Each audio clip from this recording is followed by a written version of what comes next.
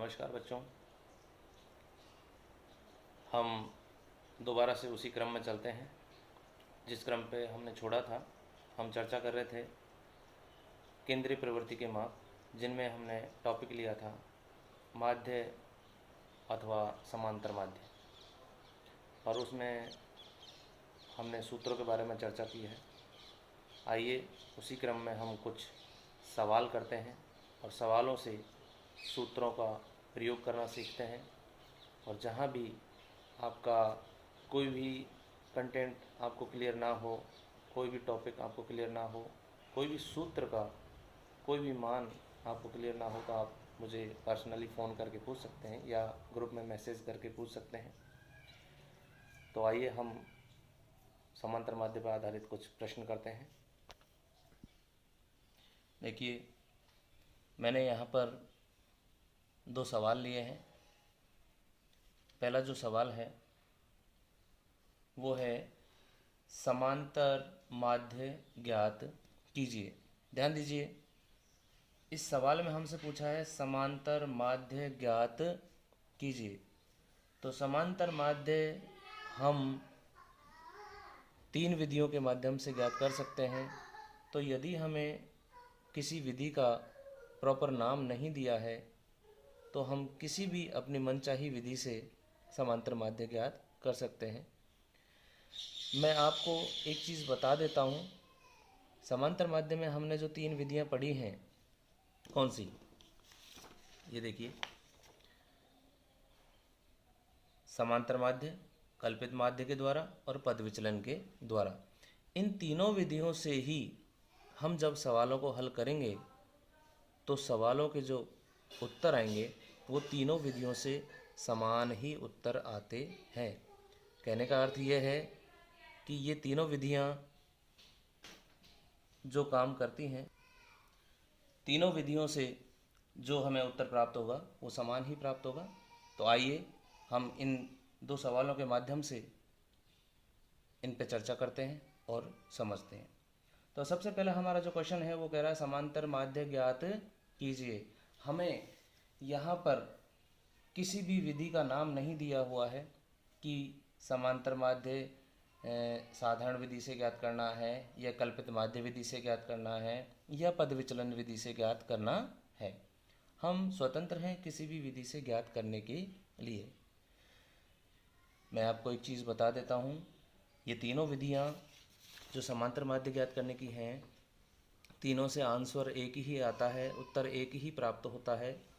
मगर आपके मन में एक विचार आ रहा होगा कि जब उत्तर एक ही प्राप्त होता है तो अलग अलग विधियाँ क्यों? ये अलग अलग विधियाँ बच्चों इसलिए हैं क्योंकि यदि हमारे पास में छोटी संख्याएं हैं, छोटे अंक हैं, तो हम साधारण विधि के माध्यम से समांतर माध्य ज्ञात कर सकते हैं। यदि अंक थोड़े जटिल हैं, बड़े अंक हैं, तो हम कल्पित माध्य विधि का प्रयोग करते हैं। इससे क्या होगा कि कल्पित माध्य विधि के द्वारा गणना सरल हो जाती है और अंक और भी ज़्यादा बड़े हैं। संख्याएं जो हमें यहाँ दे रखी हैं, देखो संख्याएं यहाँ एक एक अंक की संख्या है, लेकिन कई बार संख्या दो दो तीन तीन अंकों की आती हैं, तो वो बहुत जटिल गणना हो जाती है। उनको अगर हम साधारण विधि से हल करते हैं तो जटिल गणना हो जाती है। तो गणना सरल करने के लिए ही हम ये अलग अलग विधियों के माध्यम से प्रश्न को हल करते हैं। आइए देखो, मैं तुम्हें बताता हूँ प्रैक्टिकल करके। तो सबसे पहला क्वेश्चन हमारे पास में ये है, हमारे पास में xi के मान दे रखे हैं और fi के मान दे रखे हैं। तो हमें करना क्या है कि यहाँ हमें ना तो कह रखा है कि कल्पित माध्य से ज्ञात करिए, ना हमसे कह रखा है कि पद विचलन से ज्ञात करिए, और ना हमसे कह रखा है कि साधारण विधि से ज्ञात कीजिए। तो हम जो चाहे इससे कर सकते हैं, लेकिन हम देख रहे हैं कि यहाँ पर अंक बहुत छोटे हैं, तो हम साधारण विधि के माध्यम से आसानी से इसे हल कर सकते हैं। तो सबसे पहले हमें क्या करना होगा, सबसे पहले हमें सूत्र लिखना होगा। सूत्र होता है, समांतर माध्य को x बार से दर्शाते हैं। x बार बराबर सिग्मा एफ आई एक्स आई बटे सिग्मा एफ आई, अर्थात हमें एफ आई एक्स आई को गुणा करना है और लिखना है। तो देखिए एक्स आई का मान ये है, एफ आई का मान ये है, इन दोनों को हम गुणा करते हैं, 3 दूनी 6, ये क्या आएगा यहाँ पर सिग्मा एफ आई एक्स आई, 5 चौके 20, 8 पंजे 40 और 11 ती 33। ठीक है, जब हमने इनको गुणा कर लिया है सिग्मा एफ आई एक्स आई को, तो हमारे पास में प्राप्त हो गया है 3 दूनी 6 और 5 चौके 20, 8 पंजे 40 और 11 ती 33। अब हमें सूत्र में चाहिए एफ आई एक्स आई का सिग्मा, एफ आई एक्स आई ये हो गया, इनका सिग्मा, अर्थात इन सारी संख्याओं को हम जोड़ेंगे तो इनका जोड़ जो हमें प्राप्त होगा, सॉरी ये सिग्मा नहीं है, ये एफ आई एक्स आई है,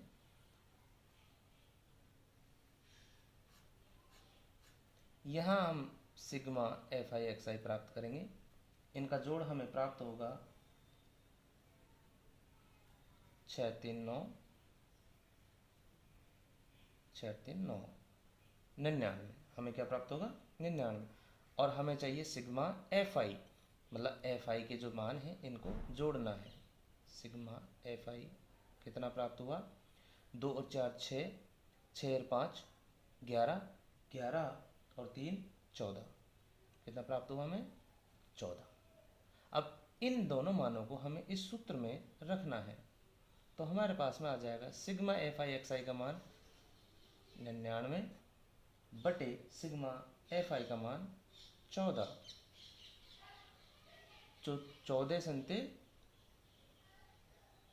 लगभग 7.07, 14 संते कितना होता है 98, लगभग 7 बार जाएगा तो 7.08। ठीक है, ये हमने भाग दे लिया है, तो यहाँ हमारा क्लियर हो गया है। 99 में हमने 99 को 14 से डिवाइड किया है, मतलब 99 में 14 का भाग दिया है, तो लगभग 14 संतो 98.07 बार आप जाएगा, आप भाग देख सकते हैं देकर।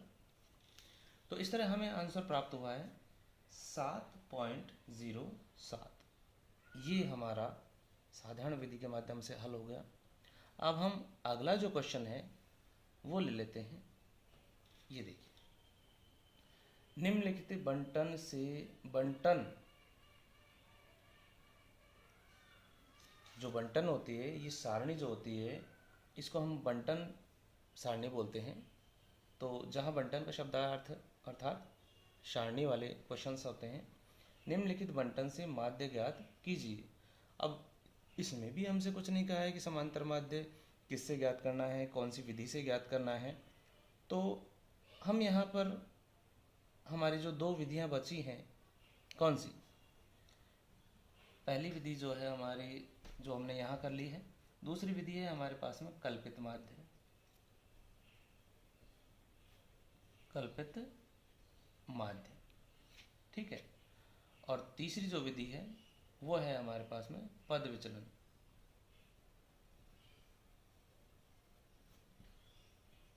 ठीक है, इन दोनों विधियों के बारे में और चर्चा कर लेते हैं।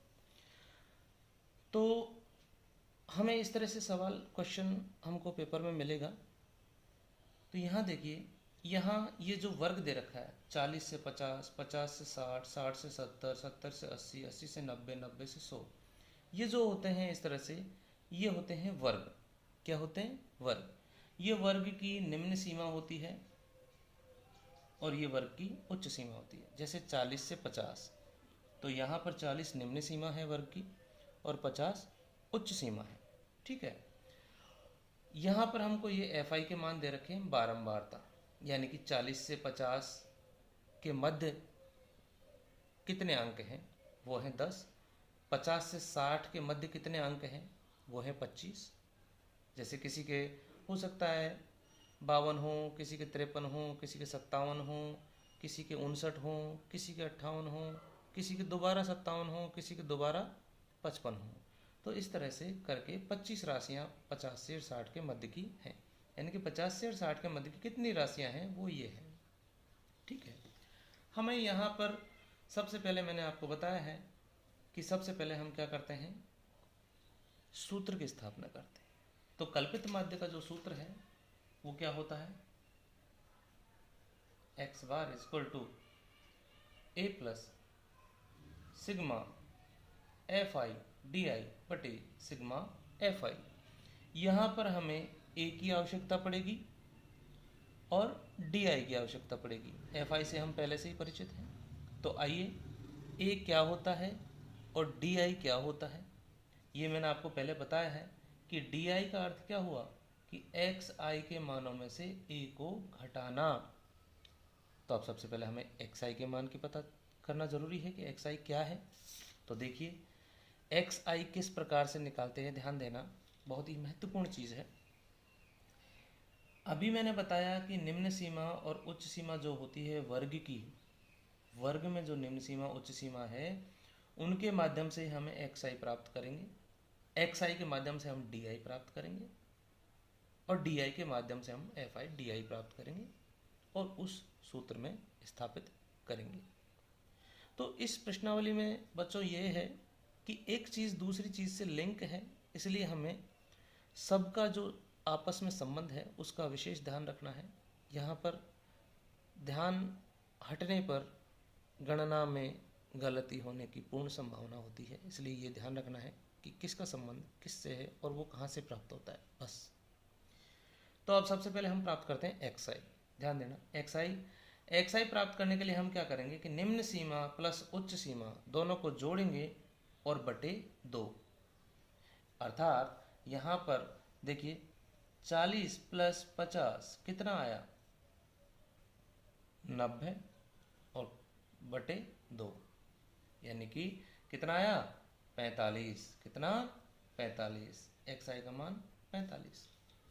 दूसरा हमारे पास में आया 50 प्लस 60 कितना हुआ, 110। 110 बटे 2 कितना आएगा, 55। अगला हमारे पास में 60 प्लस 70 कितना हुआ, 130। 130 का आधा बटे 2, 130 का आधा करना है हमें, कितना आएगा, 65। इसी तरह से हम आगे क्रम में चलते जाएंगे, 75, 85 और 95। ध्यान दें, यहाँ पर वर्ग अंतराल मतलब h का मान कितना है, कितना अंतर है, देखो 10 में 40 में 50 में कितना अंतर है, 10 का। तो h का मान कितना हो गया, 10। तो यहाँ भी अंतर कितने कितने का आता जाएगा, 10 का। देखो 45, 45 के बाद 55, 55 के बाद 65, 75, 85, 95, 10 10 का अंतर है। तो हमें यहाँ का अंतर पता हो तो हम पहला मान प्राप्त करके और उसी अंतर के क्रम में लिख सकते हैं गणना से बचने के लिए। अब देखिए डी आई का मान, डी आई कैसे प्राप्त करेंगे कि एक्स आई में से माइनस करेंगे ए। अब हमें एक्स आई के मान तो ये प्राप्त हो गए सारे। अब एक्स आई के मान में से जैसे ये भी एक्स आई का है, ये सारे एक्स आई के मान, एक्स आई की सीध में जो भी हैं ये सब एक्स आई के मान हैं। एक्स आई के मान में से ए घटाना है, क्या घटाना है बच्चों, ए घटाना है। अब हमारे पास में ए क्या है, ए होता है कल्पित मान। ए क्या होता है, कल्पित मान। एक्स आई का वह मान जिसकी बारंबारता सर्वाधिक हो। ठीक है, ए क्या होता है, कल्पित मान होता है। और कल्पित मान किसे चुनते हैं, वैसे तो हम किसी को भी चुन सकते हैं, लेकिन सावधानी और सुरक्षा की दृष्टि से हम एक्स आई का वह मान चुनते हैं।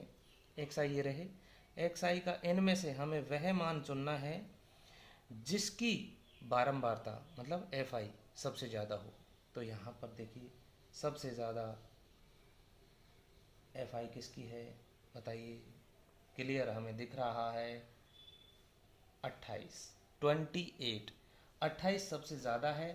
तो 28 के सामने जो एक्स आई का मान है 65, इसे हम मानेंगे ए। ध्यान देना, गलती हो जाती है कई बार, हम 28 जो है इसी को ए मान लेते हैं। नहीं, ये बारंबारता है, बारंबारता में से ए नहीं माना जाता है। ए मतलब कल्पित मान हमेशा एक्स आई में से ही माना जाता है। तो बारंबारता जिसकी सबसे अधिक होती है उसके सामने जो एक्स आई का मान होता है उसे हम ए मानते हैं। अब हमें करना क्या है कि ए का मान हमें प्राप्त हुआ 65।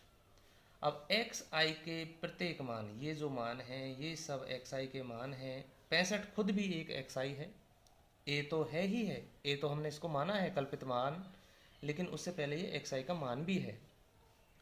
तो एक्स आई के प्रत्येक मान में से ए के मान अर्थात कि 65 को हम घटाते जाएंगे, चाहे माइनस में आओ चाहे प्लस में आओ, और यहाँ लिखेंगे। तो एक्स आई माइनस ए, एक्स आई का मान यहाँ कितना है 45, 45 में से ए घटेंगे मतलब कितना 65 घटाएंगे। तो देखिए 45 माइनस 65 कितना आया माइनस का 20। क्या आया माइनस का 20। इसी तरह से 55 माइनस 65 माइनस का 10, 65 माइनस 65 0, 75 माइनस 65 10, 85 माइनस 65 20, 95 माइनस 65 30। ठीक है, इस तरह से हम घटाते हैं। मैंने बार बार नहीं घटाया है, पहले एक बार मैंने आपको घटा के बता दिया है। इसी तरह से सब में से इसको घटाकर ये प्राप्त किए हैं। एक्स आई के मान हमें प्राप्त हो गए। अब हमें क्या करना है एफ आई डी आई, इन दोनों के मध्य कोई चिन्ह नहीं है। इसका मतलब क्या होता है कि ये दोनों संख्याएं गुणा हैं, एफ आई गुणा डी आई, अर्थात एफ आई का जो मान है उस प्रत्येक मान को डी आई के प्रत्येक मान से गुणा करना है। एफ आई का मान जैसे इसकी सीध में कितना है 20, तो 10 गुणा 20, 10 गुणा माइनस 20 कितना आएगा बताइए माइनस के 200। इसी तरह से हम करते जाएंगे। 25 गुणा माइनस 10 कितना आएगा माइनस के 250। 28 गुणा 0 0, 12 गुणा 10 120, 10 गुणा 20 200, 15 गुणा 30 कितना आया 450।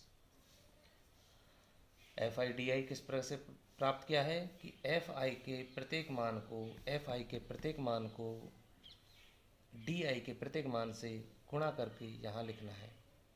10 गुणा 20 माइनस के 20, 10 गुणा माइनस 20 किए तो माइनस के 200, 15 गुणा माइनस 10 किए तो 250, 28 गुणा 0 किया है तो 0, 12 गुणा 10 किया है तो 120, 10 गुणा 20 किया है तो 200 और 15 गुणा 30 किया है तो 450। ठीक है, अब हमारा सूत्र क्या कहता है देखिए, हमारा सूत्र कह रहा है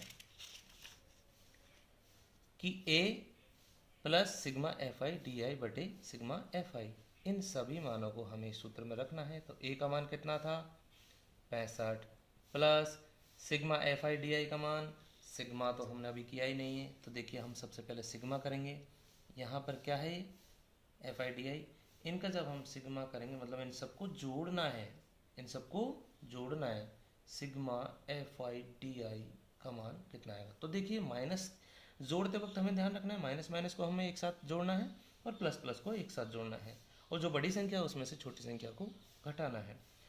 तो माइनस के 200 और माइनस के 250 कितना हो गए माइनस के 450, और यहाँ पर प्लस के 450 ये रहे और 200 ये रहे तो 650 और 120 ये रहे।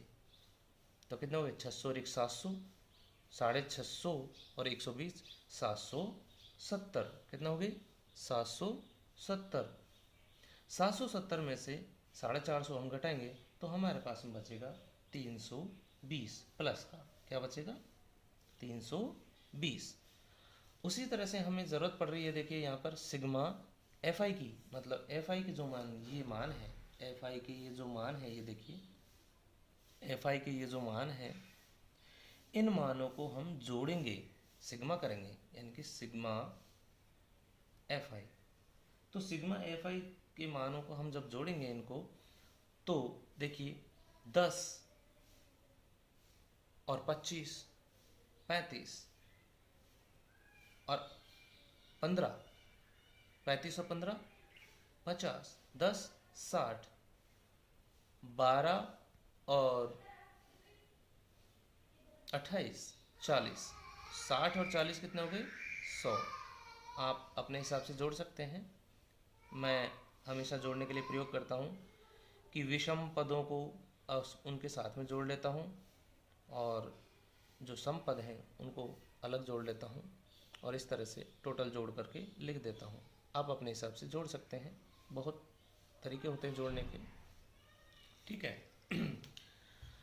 उसके बाद में मैं बीच में चर्चा करना चाहूँगा कि जोड़ने का जो तरीका होता है वो जोड़े बनाकर जोड़िए तो बहुत आसानी से जोड़ते हैं। जैसे देखिए 10 और 10 20 हो गए, 28 के साथ में 12 आराम से कितना हो जाता है 40 हो जाता है, 25 के साथ में 15 आराम से कितना हो जाता है 40 हो जाता है। तो 40 40 80 और 10 90 और 10 100 आराम से जोड़ सकते हैं ना। कैलकुलेशन जो है, गणना इस प्रश्नावली की सबसे महत्वपूर्ण चीज़ है, इस पर ध्यान रखना है। अब हमारे पास में sigma F I D i आ चुका है, सिग्मा एफ आई आ चुका है। इन दोनों मानों को हम सूत्र में रखेंगे। ए का मान हमने रख दिया है 65 है, उसके बाद में plus sigma F I D I का मान हमारे पास में 320 है, बटे सिग्मा एफ आई का मान हमारे पास में 100 है। तो देखिए 0 से 0 कट गया है और हमारे पास में 65 ऐसे कैसे है, प्लस 32 को हम 10 से भाग देंगे तो जितने ज़ीरो होते हैं उतने अंक छोड़ के पॉइंट लगा देते हैं तो आएगा 3.2। तो 65 और 3.2 हम जोड़ेंगे तो 65 और 3 68 और 0.2, तो हमारे पास में आ जाएगा 68.2। पॉइंट के बाद में हम 2 अंक ले सकते हैं, हमेशा लेने भी चाहिए, तो इसलिए हम 0 और मान लेते हैं। ये हमारा हो गया उत्तर। क्या हो गया ये उत्तर 68.2। अब अगली विधि जो है हमारी वो है पद विचलन विधि। क्या है हमारी पद विचलन विधि। पद विचलन विधि का जो सूत्र है मैंने आपको पहले बताया है, वो है देखिए ये जो सूत्र है पद विचलन विधि, x बार बराबर a plus sigma F i u i बटे सिग्मा एफ आई गुणा h, ठीक है। यहाँ देखिए दोबारा x bar equal to a plus sigma F i u i बटे सिग्मा एफ आई गुणा h। ए से हम परिचित हो चुके हैं, एफ आई से हम परिचित हैं। अब हमें बात करनी है यू आई और एच, ये क्या है। देखिए सबसे पहले हम सूत्र को दोबारा लिख लेते हैं गणना करने के लिए। पद विचलन विधि द्वारा a plus sigma F i u i बटे सिग्मा एफ आई गुणा एच। मैं तुम्हें बता दूं कि यू आई एक नई चीज़ आई है हमारे पास में, तो यू आई निकलती है कि डी आई जो निकाला है हमने उसमें एच का भाग दे दीजिए, यू आई प्राप्त हो जाएगा। एच क्या होता है, एच होता है वर्ग अंतराल, जो कि हमारे पास में यहाँ पर क्या है 10 है। कितना है 10 है। देखिए मैंने तुम्हें बताया था वर्ग अंतराल ये रहा, 40 से 50, 50 से 60, कितने कितने का अंतर है 10 का, तो इसी को हम वर्ग अंतराल कहते हैं। तो इसको हम एच का नाम देते हैं। एच का मान कितना हुआ 10, ठीक है। अब यू आई हमें ज्ञात करना है, तो हमारे पास में उसी सारणी के क्रम में देखिए, ये हमारे पास में सारणी है। यू आई ज्ञात करने के लिए जो डी आई निकला है, ये वाला, ये जो डी आई निकला है ये, ठीक है, इस डी आई को एच से डिवाइड, मतलब एच से भाग कर देंगे तो हमारा यू आई प्राप्त हो जाएगा। तो डी आई का मान यहाँ कितना है 20 बटे एच, एच का मान सॉरी कितना 10, यू आई का मान फर्स्ट में है -20 और एच का मान है 10। 20 को 10 से भाग देंगे तो कितना आएगा -2। तो इसी तरह से हम 10 को 10 से करेंगे तो -1, 0 को 10 से करेंगे तो 0 में किसी संख्या को भाग देते हैं तो 0 ही आता है। 10 को 10 से करेंगे 1, 20 को 10 से करेंगे 2 और 30 को 10 से करेंगे 3। हमें सूत्र में ज़रूरत पड़ेगी एफ आई यू आई। तो अब जो एफ आई का मान है ये वाला, देखिए ये जो एफ आई का मान है, इस एफ आई का मान को पहले जैसे हमने डी आई के मान से गुणा करके यहाँ लिखा था, उसी तरह से अब एफ आई के मान को यू आई के मान से गुणा करके यहाँ लिखना है। तो एफ आई का मान 10, यू आई का मान 2, -2 सॉरी। तो 10 गुणा -2 कितना हो गया -20। कितना हो गया -20। 25 गुणा -1 -25। 28 गुणा 0 0। 12 गुणा 1 12। 10 गुणा 2 20। 15 गुणा 3 45। ठीक। अब हमें एफ आई यू आई, मतलब एफ आई के मानों को यू आई के मानों से गुणा कर लिया है और एफ आई यू आई प्राप्त कर लिया है। ठीक है। अब हमें सूत्र के अनुसार सिग्मा एफ आई यू आई, मतलब सिग्मा करना है किसका, एफ आई और यू आई के। ये जो मान आए हैं एफ आई गुणा यू आई के, इनको हमें सिग्मा करना है, अर्थात जोड़ना है। ठीक है। तो इनका जब हम जोड़ करेंगे तो देखिए 20 और 25 माइनस के हैं, कितना हुआ 45। 45 और 45, तो ये प्लस का 45, ये माइनस के 45, दोनों बरोबर। -45 प्लस 45, 0 बचा। तो हमारे पास में बचे 12 और 20, कितने हो गए 32। कितना हो गया 32। 12 और 20 कितना हो गया 32। ठीक है, प्लस का 32। और इधर क्या आया था, sigma F I. Sigma F I का मान कितना है 100। तो इन मानों को हम यहाँ पुटअप करेंगे, इन मानों को यहाँ पुटअप करेंगे। ए का मान 65 plus sigma F i u i का मान 32 बटे एफ आई का मान 100 गुणा एच का मान 10। ठीक है। तो 32 बटे 100 गुणा 10। अब इसकी हम जब गणना करेंगे 65 ऐसे कैसे, प्लस 1 0 से 1 0 कटी, 32 में 10 का भाग देंगे वही 3.2। 65 और 3.2 को हम जब जोड़ेंगे तो हमारे पास में आ जाएगा 68.2। मैंने जैसा कि बताया कि पॉइंट के बाद में हमेशा 2 अंक लेने चाहिए, तो हम 0 और मान लेते हैं। यही उत्तर है, यही क्या है इसका उत्तर है। देखिए ये उत्तर और ये उत्तर दोनों समान हैं। तो मैंने क्या कहा था, विधि अलग अलग हैं लेकिन उत्तर समान ही प्राप्त होंगे। तो हमने आज बच्चों चर्चा की है समांतर माध्य की 3 विधियां होती हैं। तीनों विधियों के बारे में हमने सीखा, समझा और जाना, और उनको किस तरह से हल करते हैं वो सीखा है। अब आप इसी आधार पर और सवाल कीजिए और मुझे बताइए। धन्यवाद प्रिय छात्रों, आपको ये टॉपिक, ये कंटेंट कैसा लगा? उम्मीद है आपको पसंद आया होगा। किसी प्रकार कोई समस्या है तो आप मुझसे साझा कीजिए, सोशल मीडिया के माध्यम से, व्हाट्सएप ग्रुप के माध्यम से, और ऑनलाइन अध्ययन में अपनी रुचि बनाइए, ताकि हमारे राज्य सरकार और केंद्र सरकार के द्वारा चलाए गए स्माइल प्रोग्राम का सफल संचालन हो सके। धन्यवाद।